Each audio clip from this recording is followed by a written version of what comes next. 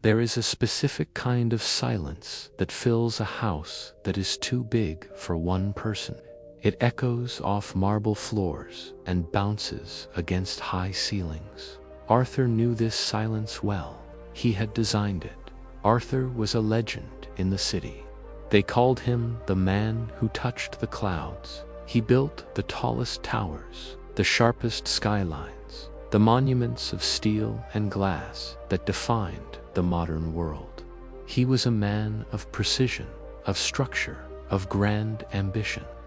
But as he sat in his study, surrounded by awards and accolades, his hands weren't shaking from age. They were shaking from the weight of a memory he couldn't outrun. 30 years ago, on a sunny Saturday morning, a 6-year-old boy tugged on Arthur's sleeve. He held a crumpled drawing of a treehouse, just a few crooked lines and a ladder. "Daddy, can we build this today?" the boy asked. Arthur checked his watch. He had a meeting, a big client, a skyscraper to approve. "Not today, son," he said, not looking down. "Once I finish this project, we'll build it. I promise." That project finished. Then another began. Then another. The boy stopped asking. The drawings disappeared. And eventually, so did the boy, moving out at 18, leaving behind a silence that no amount of success could fill. Now, at 80 years old, Arthur's mind was beginning to betray him. The doctor called it a slow fade. But in the fog of his fading memory, only one thing remained sharp. Not the skyscrapers, not the money, just the image of a crooked little treehouse. Arthur walked out to the massive, manicured oak tree in his backyard. He didn't hire a contractor. He didn't call a crew. With trembling hands, he picked up a hammer.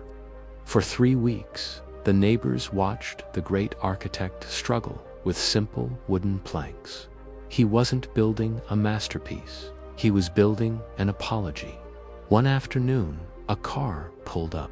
A man in his 30s stepped out, watching the scene in disbelief. It was his son. He hadn't visited in years, but he had heard about his father's condition.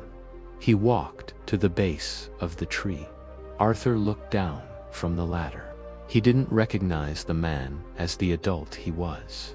In his confused mind, he saw the 6-year-old boy. Arthur smiled, a genuine, tearful smile. "I'm almost done," Arthur said, his voice cracking. "I told you I'd do it. I'm sorry it took so long." The son froze. The anger he had carried for decades, the feeling of being second best to buildings, crumbled. He climbed the ladder. He took the hammer from his father's shaking hand. "It's okay, Dad," he whispered. "Let me help you with the roof." We spend our lives thinking we are building a legacy. But the only legacy that matters is the time we give to those we love. Don't let your promises expire. Don't wait for the perfect time. The skyscrapers will eventually fall, but the love you build, that stands forever.